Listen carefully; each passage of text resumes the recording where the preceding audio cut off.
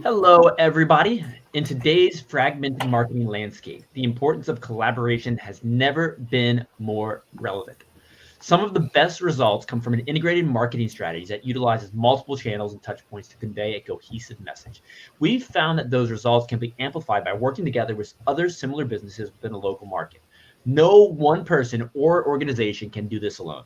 It takes collaboration between teams. Today, we're going to show how breweries, an app, and a marketing team can work together to drive meaningful results. First, let's meet our guest. And that sound was like on point, whoever just did that. But Chris, because you are to the right of me, you get to go first. Sweet. So my name is Chris Overlay. I'm the CEO and founder of Get Hoptimized, and we've been working together with the team here to run a really neat program that I think is a great example of collaborative marketing. And I'm excited to share some of that stuff with you guys and give you a look at some of the insights that we found and lend my piece of it. And I know we're not here to talk about it, but you're going to be in Vegas. That's where you live for the Craft Brewers Conference in just a couple months. What is the one pro tip you want to offer today? Go to the Arts District, make your way over there, and it's not far from where the seminar is. Go down there, and that's where the best beer is, the best food is. It's worth the quick little Uber ride. It's going to be a good time. And CBP is hosting a welcome party on April 21st, 7 to 9 at Abel Baker and the Huddle Brewing Company. It's going to be a really good time. I'm sure we're going to have quite a few beers together. Now, Chris Rock, your turn. Welcome. Hello. So my name is Chris Rock. I'm one of the co-founders at RockPit Brewing here in Orlando. We literally just had our 5th anniversary party on Saturday. Even though we turned 5 at the beginning of the month, we decided to extend out the party a few weeks. We had some brewing issues. What was the highlight of your anniversary party?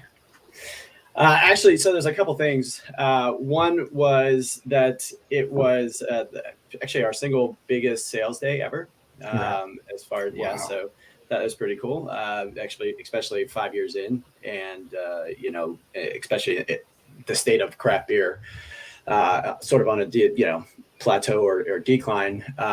But I would guess the other thing. Well, no, I wouldn't guess. I would say the other thing was just seeing people that have been there since the beginning are still there, and they're coming back year after year after year, and just seeing those people support us after all this time is pretty damn cool. Cool. Well, congrats on 5 years. Aubrey, great to see you virtually. It was great to see you in person in Charleston last year. Yeah, that was fun. Thanks for having me. I'm Aubrey Perry. I'm the founder of Crackem. Crackem is a mobile app that connects craft beer drinkers with breweries all over the country, and I'm excited to talk about collaborative marketing today. Looking forward to learning. And last but not least, Duane, you're up. I'm last. Sorry. My name is Duane Morin. I'm the co-owner and brewer at Toll Road Brewing Company in Ocoee, Florida. If you've never heard of Ocoee, it's basically West Orlando. Very much like Chris, we just passed our 5 years about 6 months ago. So we are heading towards that 6th anniversary, and excited to be here to talk about the collaborative marketing, because I think that's what we need as breweries. We've always struggled with ways to market. Do you get a billboard? Like, what's the best way to market as a brewery? So I'm looking forward to this conversation. Well, Duane, you just went last. Now you get to go first. So we're going to talk about the title of this session. How would you define collaborative marketing? I would define it as kind of like what you already said. So multiple businesses in the same industry coming together, teaming up on a specific targeted campaign. And again, as I just referenced, as a brewery, you kind of struggle with where do you advertise? What's the best bang for your buck? We have people that live a mile or two from the brewery who just found us, and we've been here 5.5 years. So that kind of speaks to how do you get the message out? And I think these type of programs are phenomenal in helping that. Well, excited to learn a little bit more from you today. Aubrey, how about you? How would you define collaborative marketing? Collaborative marketing is new to me, and this industry is just different. My background is in IT, And I've known Duane since they were opening the brewery. And the reason that I'm here is because I was sitting in talking with Duane one day, and some guys came in and said, "Hey man, we want to open a brewery, not too far away from you." And Duane said, "Okay, well, this is what you're going to need to do. You're going to need to do this. You get your permits in early, double your cooler space size, blah, blah, blah, blah, blah, blah." And then after he left, I was like, "Man, why the hell are you giving him all of your company secrets?" And he said, "Aubrey, this industry doesn't work that way." He said the best thing to happen to us would be for a brewery to open right across the street. And so we share our information and make sure that we work together on everything so that we all can succeed. And I thought that was the coolest fucking thing ever, because I went against everything I learned in business school. We definitely work in a fun industry. Chris over at Get Hoptimized, loved your insight on the words we're talking about today. Yeah, so I think that collaborative marketing, well, let me back up. I think when we think about organizations involved in a program like this, it should go beyond just the breweries, right? And I think there's a tendency for especially companies in the marketing world to compete for where businesses should spend their marketing dollars. And I've worked for agencies in the past where it's like, "Oh, you don't need that app. You don't need that other thing. You don't need SEO. You need what I'm selling you, because my thing is going to be the only thing you're going to need." And the reality is that that's not the case. You really do need multiple different touch points. You need to think about the whole entire marketing mix. And that's why it's been fun to work with the app, because now we have like digital marketing and app, and then we have like on-site stuff going on with the breweries, which I'm sure we're going to get into and talk about all this stuff. But the collaboration is more than just the brewery. It's the other organizations and the support and the partners that are part of the whole program as well. And how you can find the right way to reach each guest you're trying to attract. Yep, exactly. Chris Rock over at RockPit. Yeah, I'm echoing, what everybody else has said already, especially from the perspective of working with other breweries. But I actually think it's a little more important, in my opinion, to work with other local businesses as well. So we do a lot of collaboration between different businesses, and that's not just from the perspective like, hey, we're advertising together. So one of the fun things that we do is we work with a company called UP. It's an organization called UP. It's called United Against Poverty. And what we do with them is we will create beers, and then people that come in and buy that beer, we donate the money back to their organization. And we've done that with the Orlando Fire Department and all that. So I think it extends beyond the craft beer market. I think it extends into working with local businesses that might, a lot of those people don't even know who the hell you are anyways, right? And then they're like, "Oh, there's a brewery right here." And just because we brewed a beer just for someone like UP, or work with their fire department or another local business. So in my opinion, I think that's kind of like the most powerful collaborative marketing outside of the craft brewer industry. Yeah, those community partnerships are so important. So Duane, at Toll Road, what marketing channels are you all using the most? I mean, it's pretty much social, Facebook, Instagram. We've done some local radio with some in-studio appearances, and we've noticed it was primarily like around our anniversary, some big event that we could promote. And through a traditional channel like radio, we did see our website traffic increase, and the events turned out very, very well. A lot of people said they heard us on the radio. So there is room for that. It's not exactly cheap to do that kind of thing on an ongoing basis, but it is something outside of the typical digital that we've done that has worked. You mean you're not just trading them a case of beer for 60 seconds airtime? No, I wish it was that easy. I would do that in a second. Chris, how about at RockPit? What marketing channels do you focus on the most? We do a lot, actually. So we do, obviously, social media. We run Facebook ads, Instagram ads. We do some YouTube shorts, stuff like that. But I would say one of the most powerful things that we do is we have email marketing integrated pretty heavily into what we do. I send at least once a week, sometimes twice a week, emails out to different segments of the market. So we have a loyalty program, and I'll send it out to them. And then I have just a base email list that I will send out some fun stories and behind the scenes stuff like that. But more of the email marketing side. A little bit of text message marketing in there, the SMS stuff. But we haven't utilized that fully to where I want to. And then we actually just started working with a company that's going to do some, basically they're doing outreach for corporate events. So it's kind of a neat little thing that we're working with there. So we do a lot of stuff. And I think one of the most powerful things that I do now is use ManyChat. ManyChat is integrated into Facebook. And so that's how we pull people into our world and get them in and indoctrinate them into RockPit.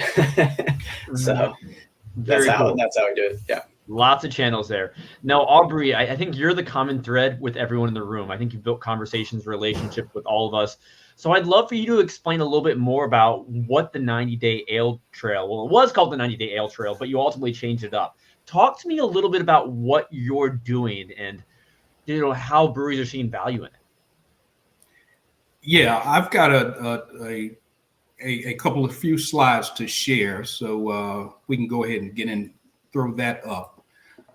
Basically, what we were doing is we were working with an executive coach and saying how we can best impact the breweries that we partner with, and that's to increase the traffic in the tap room.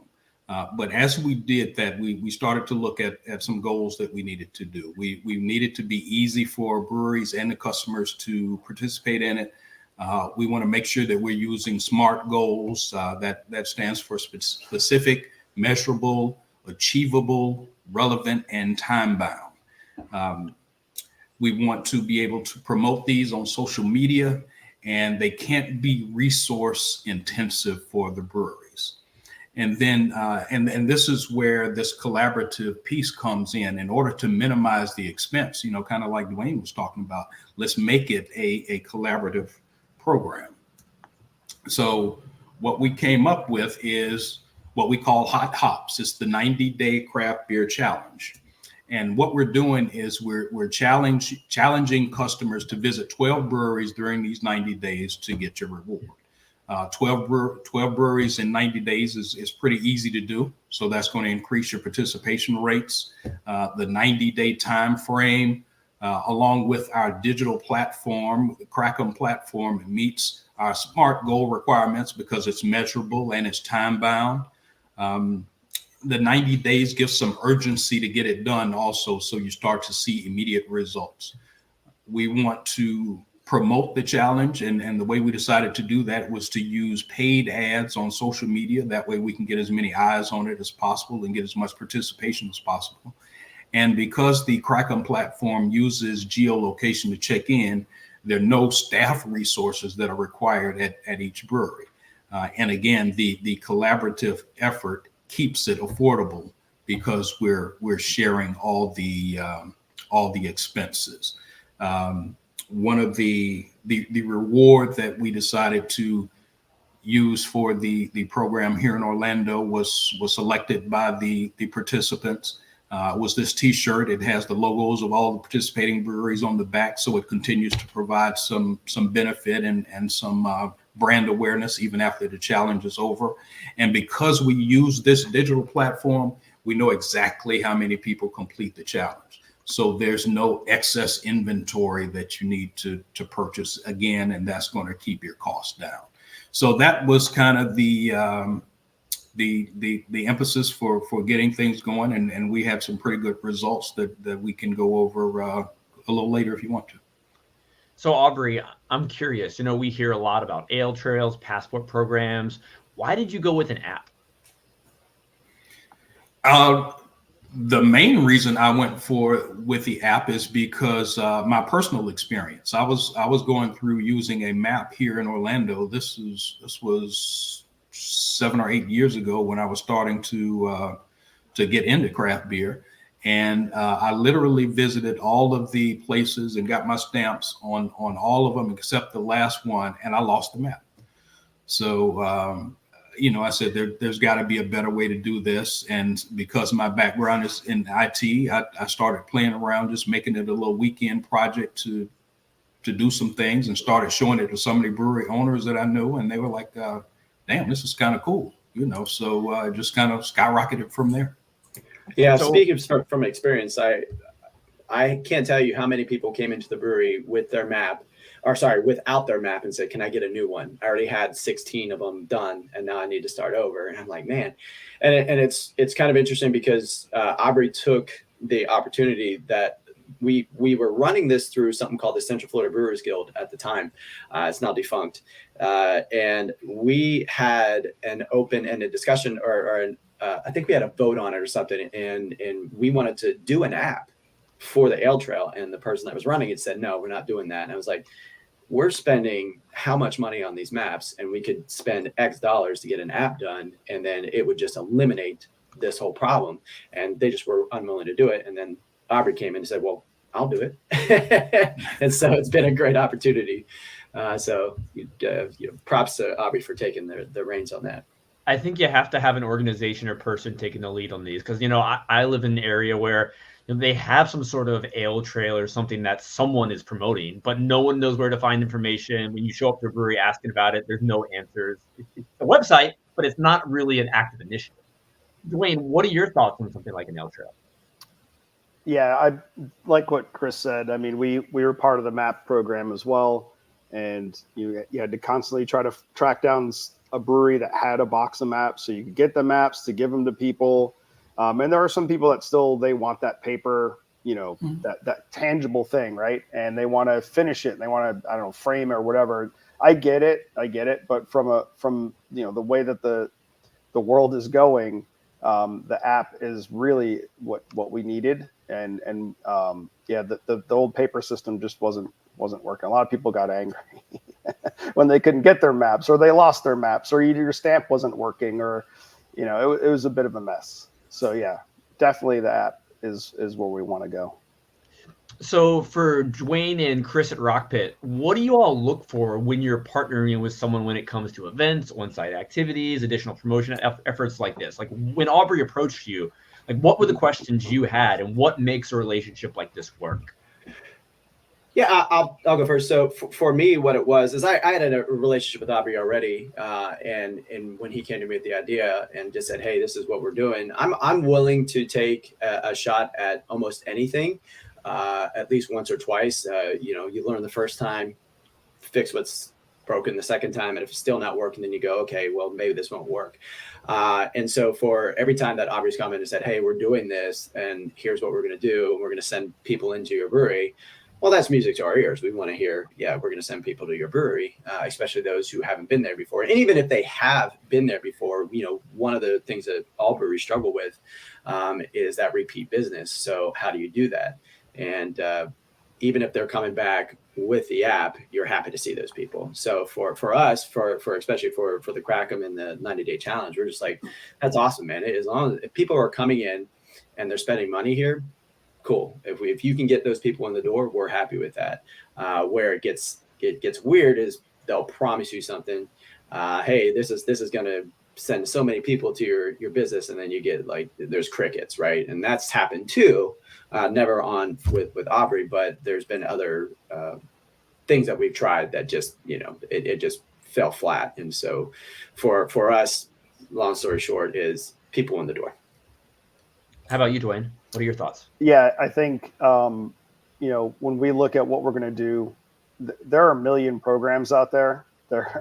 There's this passport or this program, and all they are basically are just discounting programs. And they claim that they'll get people in the door. And when we tried those, what we saw was people came in, they would get the deal, and then they would wait their 30 days and they would come back in and get the deal. Now, these are not, our local regular customers. So we look at what's the ROI. Obviously, as a business, we want to get the minimal investment to get going. That just makes the most sense for your bottom line. But what are we really getting? And that's what I like about what Aubrey's doing. And it's not just another, hey, discount program. Okay, cool. It's there's more to it than that. Now, from the other side of the table, Chris over at Hoptimized, you work with breweries. What are you looking for as an ideal partner? Yeah, good question. I think that what we look for is, someone who's willing to be a partner, right? So much of what we do on the marketing side is we have to learn. And every market's a little different. Every customer segment's a little different, and you got to figure out what messaging is going to work, what pacing, what channels are going to work. There's breweries we work with where Facebook dominates, and other ones where Facebook is nothing. It's all about Instagram, or it's all about email, and everybody has different technology, and we have to learn together. And that willingness to participate in that conversation and in that relationship is like way up at the top of the list, even above like, money, right? There's relationships where I've turned down where it's like, it's not going to work, regardless of if you're willing to pay that premium for it, because I want the program to be successful, so on and so forth. It's really about that relationship and the willingness to learn together. Chris, when you have that first conversation with the brewery, how do you set expectations on the table, discuss goals, any recommendations to make sure you're on the same page? Yeah, I mean, I think that, what we do every single time we talk to somebody is we say, all right, what's the most important stuff coming up? What's going to be your most highest ROI activities that we want to participate in? And let's have a transparent conversation about that and what's working and what's not working. And that's where we set the bar. It's like they know that we're focused on driving the best results, and they know that, or we know that they're focused on that. If the conversation goes in a different direction, it's not, talking about those things. It's like, well, are we in the right relationship or not? But usually it's how we set the tone, is let's talk about where we're going to make money together, essentially. And Aubrey, yeah. Oh, I'm sorry. Yeah, I just kind of wanted to jump in there because this kind of ties into where we're going and where Chris and I decided to partner in this is because like Chris Rock and Duane were saying, we wanted to be able to do the best that we could for the people that were participating in the program. But honestly, the first time I did this, I fucked up a lot of stuff, and the majority of it had to do with marketing. My ads were the wrong size at first. I know I was advertising in places I probably shouldn't have been and things like that. So I needed, even though we had very, very good results with what we did. And the good thing about this program and this digital program is we can track all of that. But I knew that we could do better. And that's when I reached out to Chris and Get Hoptimized and said, hey man, I need some help. Can you help me?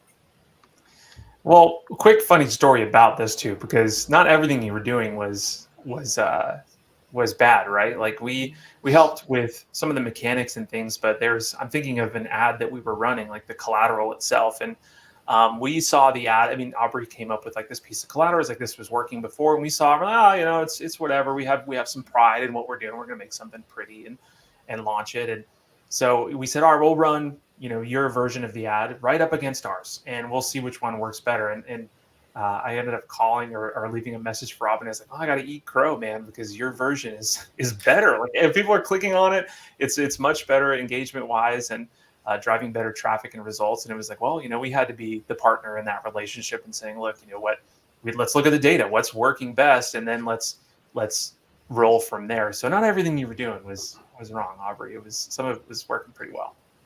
Aubrey, tell me a little bit more about that ad. I was about to say, Chris, there's some stuff I didn't tell you, and I'm embarrassed to say some of the stuff that didn't work. So I'm definitely not going to say it on this podcast. I'll talk to you about it over a beer one day. Okay, cool.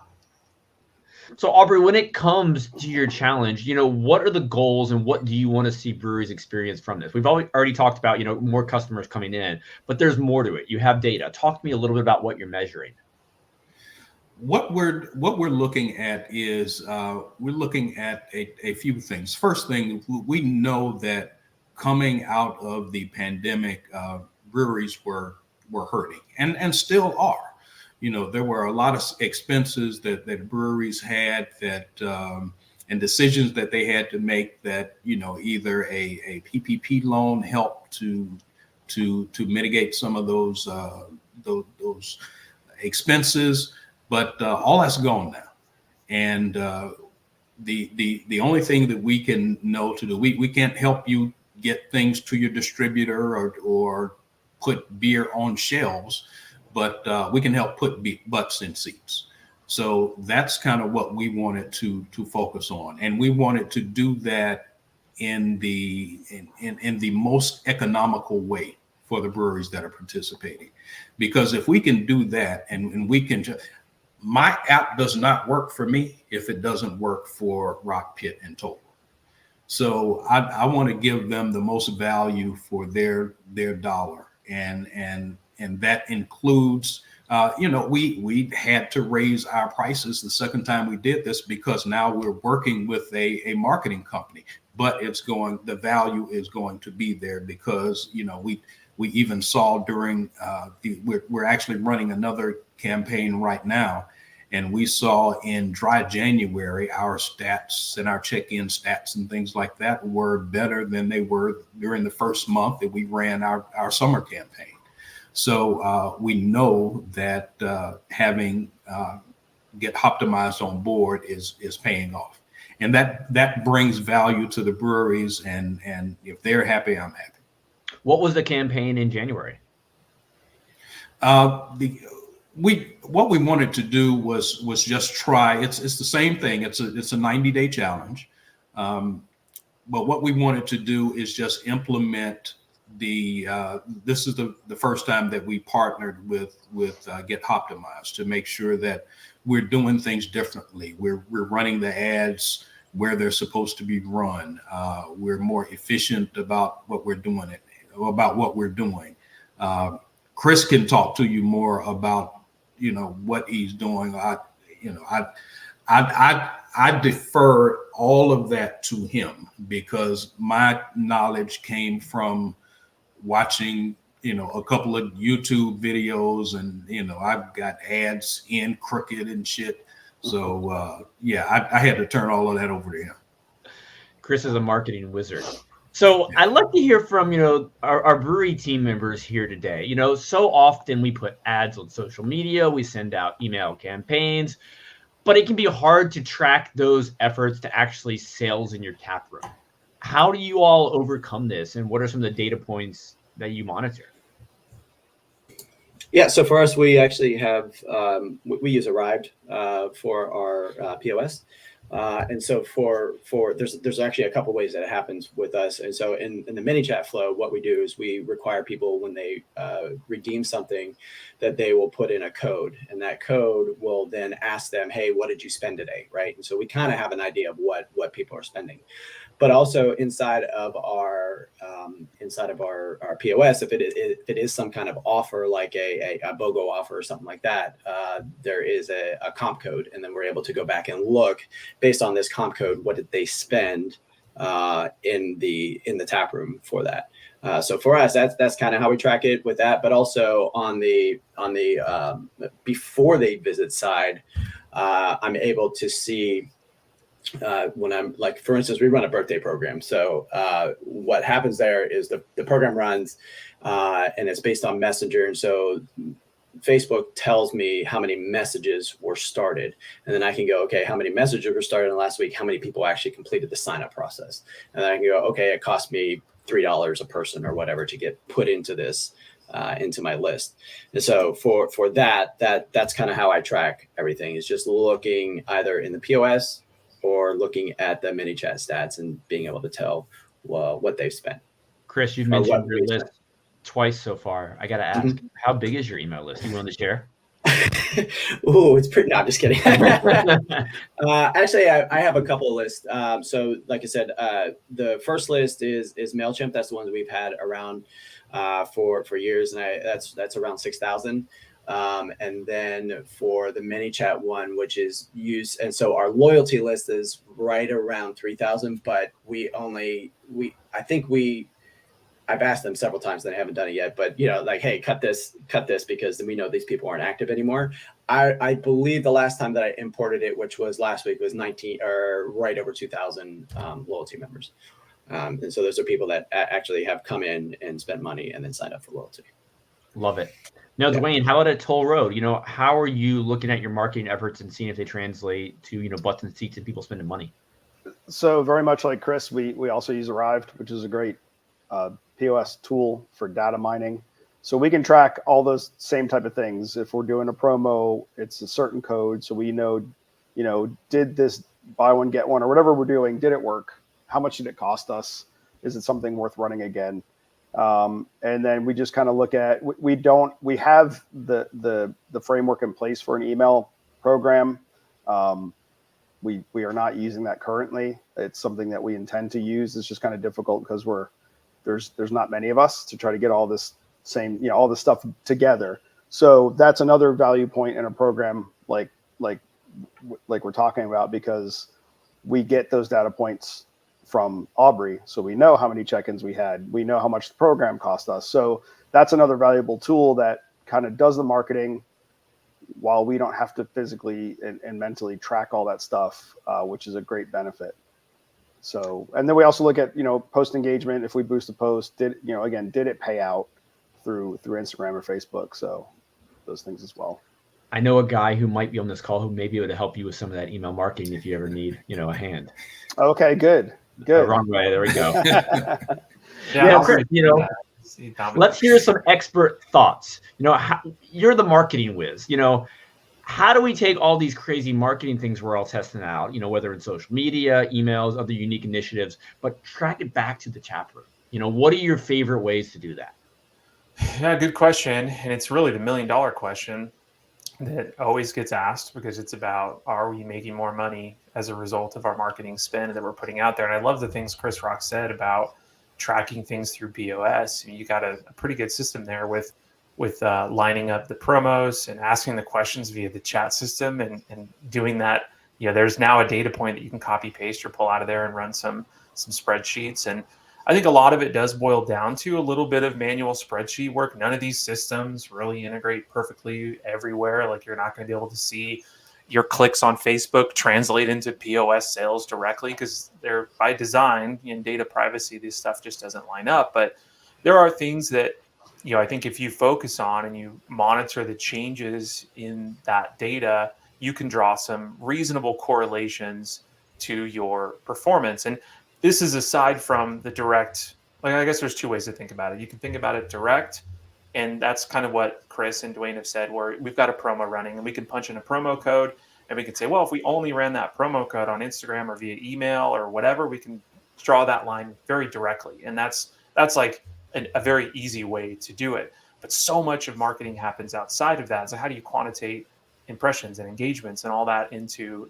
sales? And at the end of the day, it's like, are we making more money? Are we bringing in more new customers? What does that look like month to month, year over year? And then how does that correlate with marketing metrics like reach, impressions, engagements, followers, email growth? And it's really about trying to line up those timelines and seeing how this stuff impacts and trickles down over time. And again, I'll make one more point, is that it's data transparency and the partnership. And really the theme of today's call is collaborations. It takes collaboration to go, okay, what do your numbers look like? What was the taproom like this Friday? We've been running this trivia promo for 2 months now. Is trivia getting better? Are we seeing growth? How much growth? And let's see if this stuff is really having an impact or not, or do we need to change messaging? Do we need to change tactic? So on and so forth. But it's a lot of communication and collaboration. Yeah. So to your point about that is, like, whenever I have events, for instance, if we do food truck party or live music or something, it is impossible to track the attendance based on what I've spent on the ad. The only thing that I can look at is how busy were we, right? Like that's it. There's no other way for us to do it unless we had some kind of weird offer associated with that specific ad, but we don't do that. We just go, hey, we're doing this event, attend. And if they attend, then we go, okay, cool. We did a good job promoting that. And if they don't, we go, oh, well, that didn't work. Some people are selling event tickets, even like $0 event tickets. Yeah. And that stuff. And I like it, but so many, it's a human behavior thing, because so many people, especially in a post-COVID world, like during COVID, especially right after, people were last minute buyers on event anything. And it's kind of trickled over into this where nobody will really sign up until 2 days before. And it's like, well, you can't really run. It's hard to base your whole entire event off of what happens 2 days before the event. So Right. I like the trackability of selling an event ticket or whatnot, and I continue to experiment with it. But sometimes you just don't do that. And would you do that for your regular Friday night music guy? Probably not. Yeah. So, your method is about as good as it gets, but looking at it holistically and collectively is got to be part of the practice. Yep. Chris, at RockPit, are you using any historical data? Let's say, in March each year you host some sort of event. Do you look at the past year's numbers to kind of compare to how you performed this year? Yeah, absolutely. So, like for instance, we do an event every year called Beer Olympics that happens in early February, and so over the last couple of years, I think right after COVID, I think it's 2020 or 22, decent year, right? Had number of participants, and the last year it was really gangbusters. I was just like, okay, wow, we did a decent job with this, and then this year it was even slightly better, right? So you're able to look and go, yeah, okay, so whatever we're doing with this event specifically, this is working really well, and so to your credit to your point with that, pretty much everything that we do when we're looking at our numbers is we're looking at last year and we're going, how are we doing better? For instance, we look at January and we go, what did we do last year in January? And it's like, okay, cool, we're doing better here, but why is our merch sales down? And then we go back and look and we go, oh, that's because we had inventory. we forgot to replenish our inventory this year. One thing about making sales is you got to have inventory. Yeah, you got to have that shit in stock, man. You got to have it in stock. And so, I mean, I spend a lot of time with my business partner looking at year over year at stuff, and even month over month, depending on if it's a event that we run every month or something like week over week, like you mentioned trivia. So we go, how's trivia tracking? And if it's not tracking well, then we go, okay, why isn't it tracking well? Oh, we're not running ads. Let's run some ads. Let's see if it tracks any better. And the cool thing about trivia at our place is it's kind of built its own little marketing engine. So we don't have to do much there, but there were other events that we definitely have to, make people aware.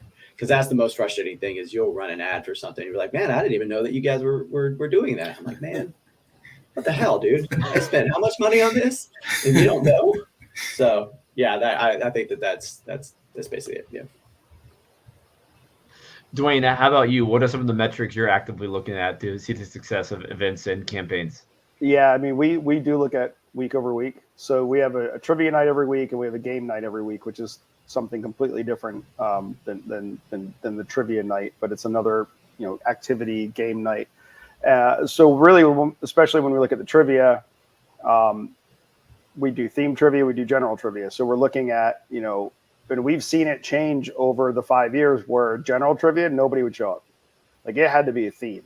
And then we did theme trivia, and then we saw that start to taper off. We brought general back, and that exploded. Like people wanted general. So we just look at, week to week, how was there a trivia? Was there a theme? Was there not a theme?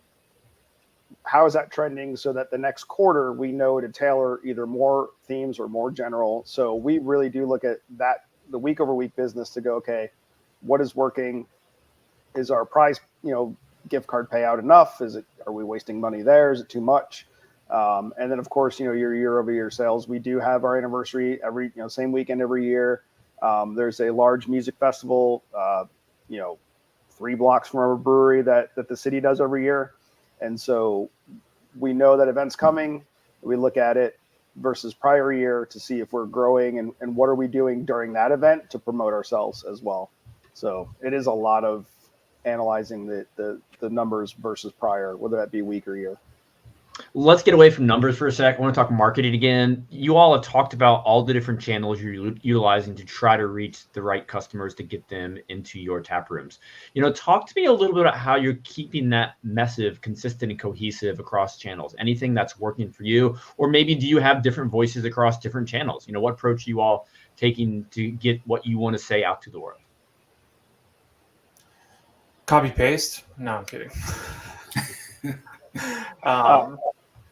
Yeah, go ahead. Go for it. So our tapper manager handles our social media. And so there's been an evolution there too, from standard static posts to now she's doing all kinds of stuff with CapCut and making the videos. And we've seen the engagement come up when there's a video. So nobody wants to read or see a static image and read a post. They want something to be engaged and entertaining. So when we do our socials now, we're making sure that there's something funny, there's something, that catches your attention that will stop the scrolling for a minute. And so that's how we kind of tailor that. Yeah, I think across the platform or platforms is basically me. I'm the brand voice.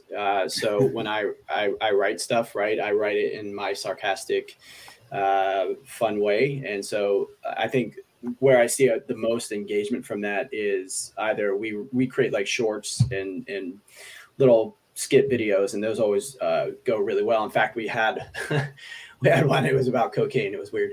That thing went viral on TikTok or on Instagram, and so much so that my daughter, who was part of it, she was a collaborator. She removed herself from the collaborator role because she was getting 15 to 30 notifications a day. And then people started arguing on the post. I mean, it was dumb. But to the point there is that, I like to use puns and dad jokes and just movie references and all that kind of stuff. And so, for instance, today I'm writing an email and the subject line is, "Are you in a cult?" And so what I mean by that is somebody came in into the tap room on Saturday there from another brewery, and they're like, "Man, the thing that I'm jealous about you is that you guys have a cult-like following." And I was like, "Yeah, because our people are in a cult, man." And so, I'm going to tell that story from that perspective of like, this is what other people think about you guys, and you should be super proud that you're part of the RockPit cult. And so like that's how I've written things, and that's how I do things. In fact, I'll tell you one really quick fun story is that when we first opened, it was like, I don't have my shirt on now, but I think it was about 3 months after we opened. It was in April 2019.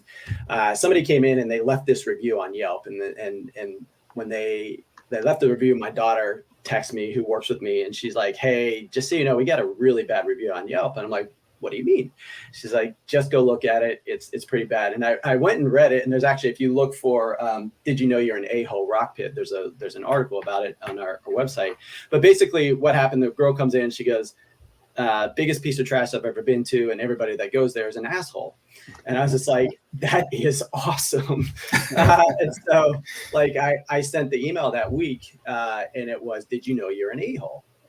And then so what happened, and Aubrey can attest to this, what happened was people started coming in and checking into the RockPit Mug Club Facebook with AH and their Mug Club number. So AH number 1112 checking in, right? So now our club is called the A-Hole Club, right? And so like our Mug Club, when you get your shirt, it has AH and your number on it. So that's kind of our brand consistency, is just being goofy and self-effacing and taking things and making it very, very fun. And it sounds like your fans have bought in and they really appreciate that. Yeah. What gets tricky about that is not the message that you've portrayed, but you sit at the main node, the pinnacle of all that messaging. And when you have a team involved, especially I noticed this when we're the marketing agency, so we come in, it's like, well, what is the voice? And sometimes it's easier to pull that stuff out of somebody than others. And part of it is that there just isn't a cohesive voice to begin with. And the challenge, I think, is trying to communicate that to the people that are communicating your brand in all the different ways: your staff, your marketing agency, your social media person, your email marketing person, the posters that get put out there. All this stuff it's like the game of telephone, as you go down the line, things get more and more watered down or different. And I don't think it's a challenge that ever goes away. I don't think there's a solution like that's just a magic bullet. Like, oh, this is what you do. You just have a document that you hand out to everybody and it's going to be perfect. Do you find that challenging? That would be my question, is like, do you guys see the same challenge in trying to get all the participants to march to that tune? Because it's got to be hard, right? Yeah, yes and no, but I think the people that participate in our marketing, we're all kind of goofy and have that don't take shit too seriously type of role. And even like our brewers who are one of them is he was a film student, and even him, when he does his own videos, there's an element of comedy. And I think that's probably the most prevalent thing, is like, how do we entertain someone? Like Duane was saying, how do you entertain someone for 10 seconds? And I think that's probably the most prevalent thing. Now, as far as being in my head and trying to extract what's in my head, good luck. Even my wife can't do that. So there's definitely there definitely is a bottleneck there with me being the top-down approach.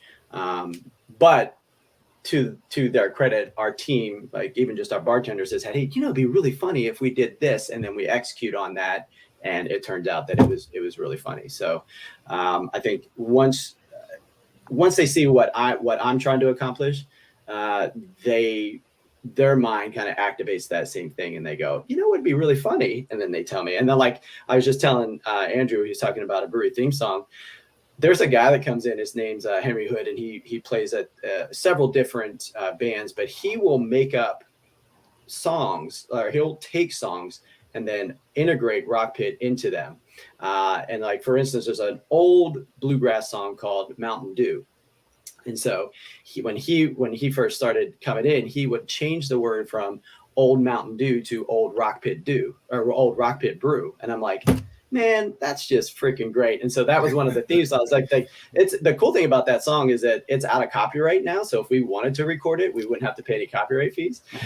So like it's this old bluegrass song. Yeah, you have to do it now. Yeah, now we have to do it. But it's really great. I mean, he does this whole thing about just all about RockPit, and it's like that's so damn creative. I could have never have thought of that. And then he was there last week, and he started integrating words into another song. I got to go back and look at the videos, but I went over there and started recording. I'm like, this is brilliant. Like, what he does with this is great. So even that type of stuff is always has worked well. As they see that we're trying to be funny, so they'll try to be funny, and then everything works together. So it's kind of fun. And then they're singing your theme song. Damn right they are. So let's change it up a little bit. We've talked about maintaining a cohesive message across the multiple channels and why that's important. But this initiative we're talking about today, the one, Aubrey, you put together, you're getting multiple breweries to put out collective marketing together. What is the benefit from this? I'd love to hear kind of what you've experienced and, how it's helping breweries. The biggest benefit is you get an expanded network. You're each brewery that is in our partnership has a different vibe, and that's the thing that people love about it. You can go to RockPit and you're an AH, and you're doing this, but you'll go to Toll Road, and they've got a few bartenders there that'll keep you laughing. And then you walk outside to their new beer garden, and they've got a great band out there playing. So each brewery has their own little niche, their own little connection. But when you start to do that collaboration, now as the breweries start to promote, each of them are promoting that they are a part of this. And now your network expands by 10, 12, 15 people, 15 times the size that it was, and that's amazing to see. One of the things that we see as we go through and we see people doing this program, we see people that are going to breweries and they'll post on Facebook, hey, was going through the Crackem challenge and saw this band at this particular brewery and fell in love and had a great time. I'm definitely going back to that brewery next time that band's there. So, and those are the types of things that we're hoping for, and that breweries are looking for. Like both Duane and Chris said, they're looking for that repeat customer. So that's what we're trying to give also. Yeah, it's absolutely all about giving people a reason to come back. And you're doing a great thing by getting their foot in the door to begin with. Are you seeing Aubrey, I apologize, the people that are part of the challenge, are they already craft beer people, or are you getting a mix of diverse people who maybe visiting these breweries for the first time? It's a little of both. It's a little of both. Most, I would say, are craft beer drinkers. One of the things that we did, and you kind of referenced this earlier, we changed the name. When we initially started this, we called it the 90-day ale trail. And we started thinking about it and said, okay, well, we're promoting this on social media. And when you think about ale trail, when I think about ale trail, I think about myself and people that are a little older that are, understand what an ale trail is, and they're going around and they're doing this. But we're talking to people on social media. So what do social media people like? What are social media people saying? And we started researching, and you said, and we kind of thought about, 10 years ago, there were all these kids that were running around pouring buckets of fucking ice water on their heads and filming it. And what are these crazy kids doing? Well, now those kids are 25, 30 years old. And that's the age range of the younger customer that the industry is trying to reach. So let's change this. Instead of calling it an ale trail, let's call it a challenge. Let's challenge these people to go and do this. And when I was at RockPit a couple of weeks ago, and there was RockPit was having a mug club party, and we had just put some new flyers up in the tap room about the challenge, and someone had taken down the flyer, and I was like, oh shit, I didn't ask Chris about it. Maybe somebody took it down and said I shouldn't have had it up there. But then I saw some people that were sitting in a booth that had the flyer, and they were just kind of chatting about it. And I went over to him a little later and said, hey, I saw you had that flyer. What do you think about the program? He was like, oh man, this sounds kind of cool. I love the fact that it's 90 days to do it. We still got another 45 days to get it done.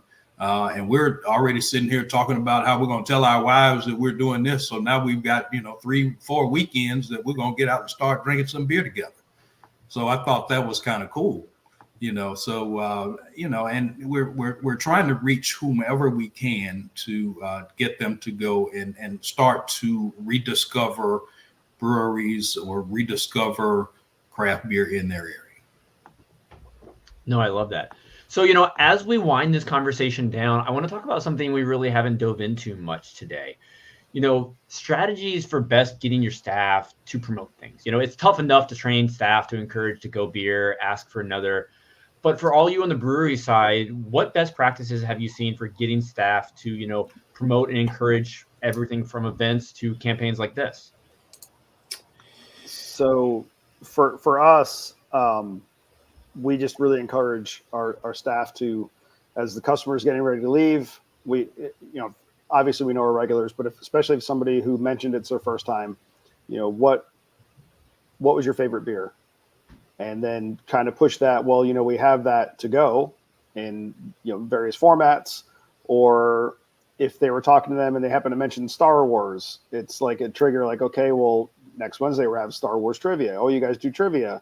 So always try to kind of either get them to take something with them, or let them know if we're having a beer release coming up the next week. Just tell them something that kind of gets them to go, okay, I'm going to make a mental note or write that down to come back.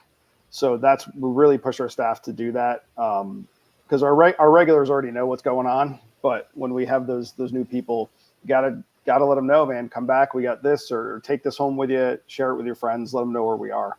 So it sounds so simple, but just simply what you said. Hard. Tell them something that is so on point. Well, yeah. I mean, like if again, because they're all having different conversations with the customer, so you can't have a standard. Besides the, hey, did you like that beer? You want something to go? That's pretty standard. But the rest of it, you have to have your staff be, cognizant and sociable to kind of pull something out that they can relate with the customer to get them to come back. Whether it's something, something that they said specifically in a personal conversation that can't be quote unquote scripted, for lack of a better word. Yeah, something that we struggled with over the years is getting them to be more vocal about what's coming up. And I was talking to someone one time, and they were talking about there was a instance of this. I think it was a restaurant or brewery up in Kentucky, and it was a chain restaurant actually, and there was this one chain that did this thing very, very well, which was they had a classic car show, and then they did a Walking Dead watch party, and every single week it was gangbusters, right? Like they crushed it, or every month, whenever it was. And so another franchisee, owner came over and said, "Oh, we're going to do that too," and it failed miserably.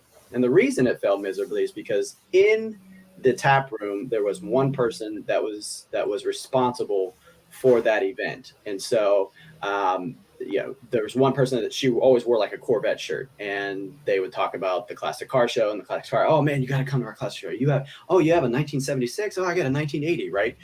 So that stuff works really well. And I'll give you an example is that my wife is a parrot head. And so we had an event when it was actually planned before Jimmy Buffett died, but he died and we're like, oh shit, what do we do? But we ended up doing it in November, and she lit up every time that somebody mentioned that, and she was the biggest advocate for that because it was her personal interest. It was her interest. So one of the things that we try to do is get people involved in creating, like, hey, if you want to do something here that you're really interested in, like, I don't know, one was a, gosh, I can't remember the name. It was one of the board games. The name escaped me at the minute, but he brought in like 20 people because he talked about, we're playing, it wasn't World of Warcraft, but it was something like that. And that's a computer game, isn't it? So anyways, you can say I'm not in there. So if it was me trying to promote that, I would fail miserably. But because he was interested in it and he did it, it was very successful. I think that's kind of where it is. But to answer your question about how do we get people to do more promotion, that's something we struggled with, and it's one of those things that we think about quite often, going, how do we can't force them to talk about it, but how can we make it more fun for them and incentivize it? So Sean and I kick around ideas all the time, but then the water pressure gauge breaks, so we got to go fix that. Good luck fixing the next time and mess it up. Yeah, that's just an example. There's something breaks all the time, and then we're like, shit, let's go fix that, and then it takes priority. So fun stuff. So you all have offered so much insight today. I want to wind down with one final question. I just love hearing about the collaboration. So much in craft beer, we hear about collaboration beers, but collaborative marketing, I don't think I'd seen that term too much prior to this call. So I'm so glad we introduced it and talked a lot about it. So I'd love to hear each of your takeaways. What is the one thing you believe others in the industry can learn from the initiative you've created together and just collaborative marketing in general? If you had to sum it up, what would you like to tell everyone else? Shout it out to the world. Chris, with Get Hoptimized, you started us off. You get to take us home too. That means, Duane, you get to think about this for a while. Yeah, I think if I were going to correlate something, collaboration takes communication, and open communication about objectives, about program, about everything in order to pull off. So communication. How about Chris over at RockPit? Sorry, I was muted. Yeah, same thing. So for me, biggest takeaway is early on in the ale trail, one of the biggest questions that I always got was, which other breweries do you recommend? And I always avoided that. I'm like, I'm not going to recommend shit, right? Because all of these people are my friends, right? They're like, no, which ones do you go to? I'm like, I go to them all. So for me, it's about creating a community within the craft, or creating not a collaboration, a camaraderie in the community where everybody works together for a common goal, which is increasing the number of people that walk through the door. Not just my door, but Gatlin's door and Toll Road's door and Hourglass's door, all of our doors, because they are now new craft beer fans. And I think that's the biggest thing we can do is help people grow new fans of craft beer. Love it. Aubrey? I like the collaborative piece has been there all the time. Like I said, that's the piece that's gotten me into it. Let's just figure out the best way. And one of the things that I heard was something that Duane said, being a third third party. I'm an outsider to this business, so to speak.